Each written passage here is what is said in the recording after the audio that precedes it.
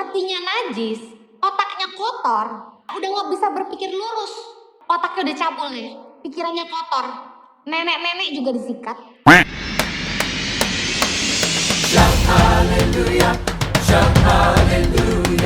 Matius 5 ayat 28 bilang gini, tetapi aku berkata kepadamu, setiap orang yang memandang perempuan serta menginginkannya sudah berzina dengan dia di dalam hatinya. Yesus bilang gini, setiap orang yang memandang perempuan, baru lihat, serta menginginkannya sudah berzina dengan dia di dalam hatinya. Dari mata turun ke hati. Ada lagunya kan gitu. Orang jatuh cinta itu dari mata turun ke hati. Love at the first sight gitu ya. Cinta pandangan pertama. Dari mata turun ke hati. Hati-hati dengan apa yang kamu lihat. Hati-hati dengan apa yang kamu tonton. Apa yang kamu baca. Apa yang jadi fokusmu. Mata yang cabul, hatinya cabul. Kalau kamu sering lihat film-film porno, baca majalah porno, kamu manjakan matamu dengan perkara-perkara yang cabul dan najis, otomatis kamu mengotori hatimu. Hatimu gak bersih lagi, hatimu najis. Orang yang hatinya najis, otaknya kotor, mikir lurus udah gak bisa berpikir lurus. Gawatnya gini, orang tuh kalau yang otaknya udah cabul ya, pikirannya kotor. Nenek-nenek juga disikat. Saya pernah lihat anak muda pacaran sama nenek-nenek. Anak balita aja disikat. Ada kasus kan? Anak balita aja diperkosa. Adik kandung aja disikat. Satu kali saya konseling anak muda. Dia ditiduri kakaknya sendiri. Orang tuh kalau pikiran udah kotor, udah najis, hati udah kotor. Outputnya pun najis. Apa yang masuk lewat mata kita akan turun ke hati kita. Lalu akan nyata dalam tindakan kita. Karena hati ini mata air kehidupan kita. Hati-hati dari mata turun ke hati. Jaga matamu dari perkara-perkara cabul. Dalam firman Tuhan, satu hari Raja Daud jatuh dengan istri orang yang namanya Batsheba. Dimulai dari dia bangun tidur, dia lihat Batsheba mandi. Bodinya bagus, menarik hati, dipanggil, dikasih tahu. Daud tanya sama orang, siapa itu? Dalam 2 Samuel 11 ayat yang ketiga dikasih tahu itu adalah Batsheba binti Eliam, istri Uria, orang Het itu. Raja Daud tahu itu istri orang, bukan orang yang dia nggak kenal.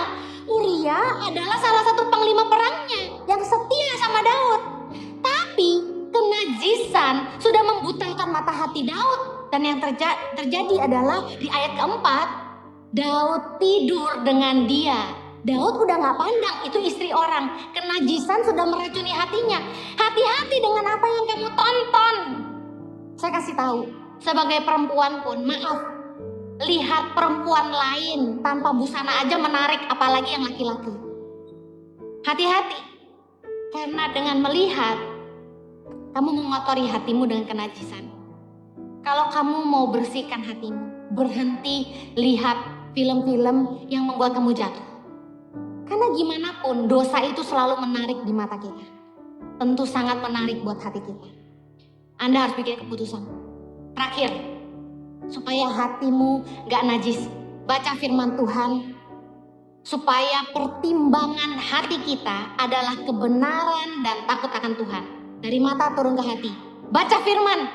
Supaya waktu kamu ngambil keputusan, semua pertimbangan hatimu itu kebenaran firman.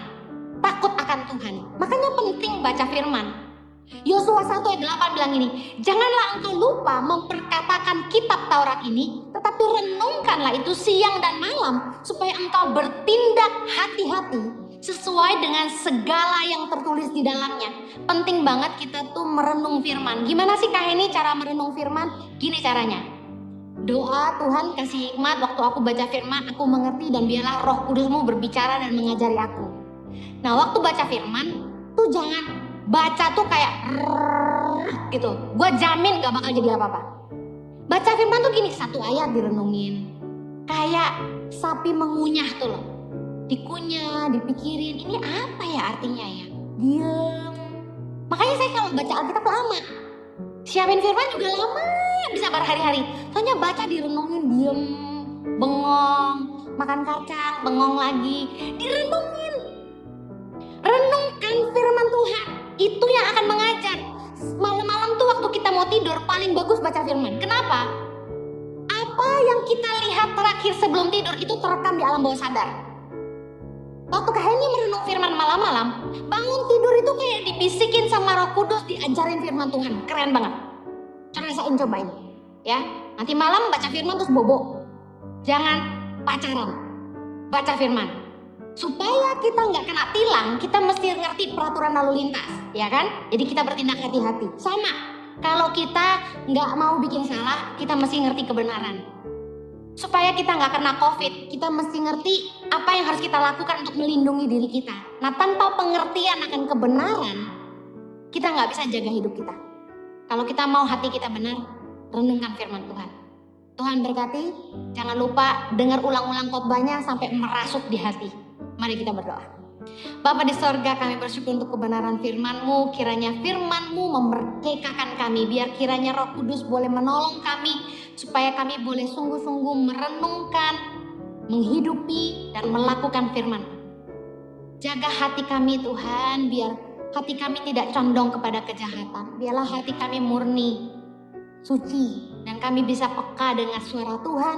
Dan ngerti apa yang Tuhan tanam dalam hidup kami. Menyerahkan hidup kami, masa muda kami ke dalam pimpinan Roh-Mu. Di dalam nama Yesus kami berdoa. Amen.